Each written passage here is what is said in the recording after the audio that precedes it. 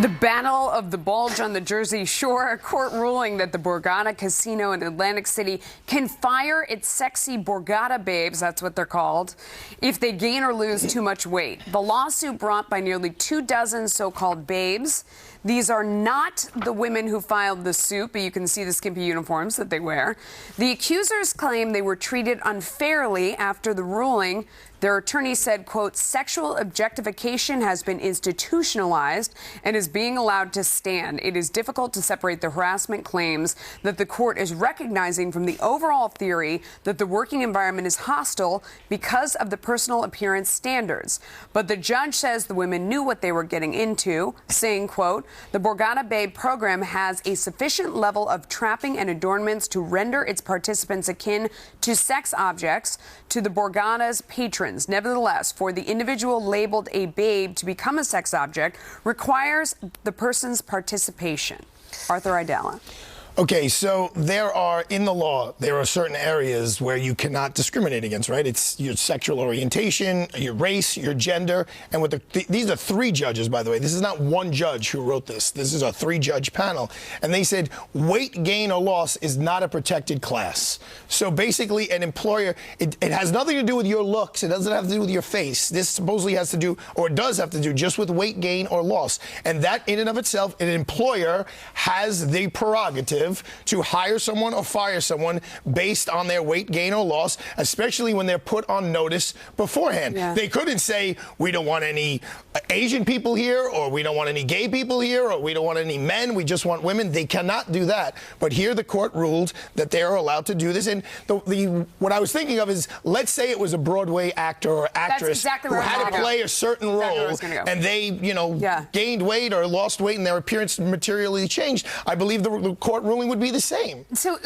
I come at this from the perspective of having grown up an actor where you wore a costume, and the call sheet would say, we're looking for the nerdy best friend, and you come in sort of looking like that, or you are the heavier best friend, or you're the skinny person. I think it is that. It is right? that. And the judges wrote about the costumes that you have to wear a costume. That's kind of how they covered their track. Every one of these servers was put on notification when they signed and took employment with the casino. They signed rules that were disclosed that they had to agree that all female and male costumed beverage servers had to adhere to this. So once you sign on and you know that rule exists, you can't complain later because you're removed because of it. Here's my question, and I agree with everything both of you just said. My question for you, Arthur, is some of these women got laid off because they didn't lose their baby weight fast enough after they had a child. Is that protected? Is that a medical condition? I don't know. The part of the case that lived on has to do with that. 11 of the 21 litigants have been sent down to lower court to litigate whether it became a hostile work environment or something like that. Right. Oh, all right, the kid's gone. How come the weight's not gone? That's impermissible. And I think it was only 90 days that they had to lose the baby weight, which having lost my baby weight, let me tell you, 90 days is not a lot of time. Oh, but that's interesting because what you're saying there, Julie, inherently is that this would then be a medical issue. And would this fall into one of those categories that you gave? Not necessarily that it became a hostile work environment, that actually it was discrimination on the job. That would be protected. That'd be protected. Okay, so if you've seen the classic movie Goodfellas, then you can forget about serving on this jury. Brooklyn Federal Court is being very selective about the upcoming trial of 80-year-old alleged mobster Vincent Asaro for the 1978 Lufthansa heist. That $6 million caper was featured in Goodfellas. Obviously, I'm sure you've seen it. Everyone has. The court is making prospective jurors answer a questionnaire asking whether they've seen that film and other mafia movies and shows, not just that one, like The Godfather, The Sopranos. Legal experts say potential jurors could be swayed by the violence in Goodfellas, and they say that it's good to gauge a person's interest in the mob genre. So you can't be on this jury if, like me, you've seen all of those films at least 100 times. I could stand up and do any of the scenes right now, monologue out of them. Do it. How do you feel about that? Well, did they do a lot of that on Little House on the Prairie? No, I just one of my You don't remember the day the Ingalls family decided to go all mobster and go on Walnut Road and blow the whole place away? Francis is like a 2-year-old. I am Italian. There's two things. there you There's go. two things at play here. Number one is, as a prosecutor or a defense attorney, you don't want the jurors to be relying on the facts of a movie, because this movie, Goodfellas, is specifically about this case, as opposed to the evidence What that about they the hear. other ones? I mean, but the the bigger list. one is, look, it's the inherent prejudice. Like, you just used the word on national television, mafia, okay? There is a huge group of Italian-American organizations that hate that word and wish it was banned and think it's the bane of the Italian-American community. So they don't want people on that jury who think the average Italian-American person isn't Antonin Scalia and Mario Cuomo. They want them to think that it's John Gotti. Wait. You just made a huge leap there. So if you have watched The Godfather, Scarface, Donnie Brasco, Sopranos, Mob Wives,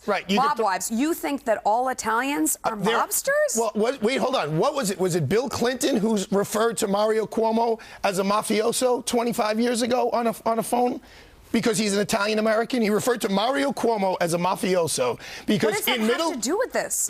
Because as a defense attorney, you don't want a person who's a juror thinking that an Italian-American is per se part of organized crime. How do you get from people who love those movies, like myself, think all Italians are mobsters? I'm Italian. I don't think all Italians are mobsters. Because you're educated and you're intelligent and you live a different lifestyle. But that's crazy. So then, okay, I'm Russian, so I can't have anybody, if I were a defendant in a jury who's ever seen James Bond movies, because you automatically assume I'm sitting there like Spectre? Look, it's not going to be anyone who's ever seen it. It's going to be what you would call the buffs, the people who like romanticize this whole thing. So you throw them out. Isn't that your job, to throw them off the jury? But that's what we're talking about. That's exactly what this is. But you're not even allowed to call them out. Harris. That's crazy. I'm listening to Arthur because he spoke to the very issue that the big question that I had in my mind. It isn't that people are not free thinkers and that they can't watch these films and think for themselves. I think it's just these attorneys wanting to protect what they would consider something they can't control, and that's finding a character within that movie that might. Let me finish 1 second. Finding a character that might be like one of the people on trial. I mean, that's kind of how I hear you saying. And you're 100% correct. And then they relate reality to the movie, and that may not be accurate. I agree with you most always. But this is just absurd. I mean, to Julie's point, where does it end? Almost every movie I've ever seen on Wall Street has falsely portrayed what actually happens on Wall Street. Yes. So if you were to rule on an insider trading scandal, you're saying that anybody in that jury could not have possibly watched any movie involving Wall Street? While I'm selecting the jury, I want to know who's seen Wall Street and who's seen Greed and who's seen. I definitely want to know what's in. Look, this is what jury selection is. Ladies and gentlemen of the jury, you're about to hear this case. Miss Francis, what newspapers do you read? What television shows do you watch? That's what jury selection is. That's what we do. Because I get an idea of who she is from those answers, and I decide whether I want you on my trial or not. I could see Goodfellas, because that's really specifically about the Lufthansa heist. Yes, that's easy. That's easy. That's a no-brainer. But The Godfather, The Sopranos, I mean, where does this end? Well, when you're trying an organized crime case, you don't want people who are so knowledgeable about a movie getting involved with reality and the evidence. You want the evidence to control, not the script of a movie. Do you feel like you've been discriminated against as an Italian lawyer? Of course, absolutely, 100%. Absolutely. Why? What do you think people think about you? Well, the common stereotype was you always had to go to a good Jewish lawyer, number one. The second thing was Italian Americans were never welcome in the white shoe law firms until very recently, maybe the last 20 years. When my grandfather graduated law school in 1933, the only job he could get was a city job where he stayed his whole career. Absolutely, 100%. You have to ask Antonin Scalia whether he was discriminated. It's in his book how he was discriminated from going into a white shoe law firm because he was an Italian American. There's a lot of offensive stuff in there to go around. All right. On that note, Facebook and Twitter. I know, right? Listen, if you want to give me a topic like that segment to be that explosive, right? Sorry, Jay. Facebook and Twitter be hurting your child's grades, you think? What a new study about when they're logging on might surprise you.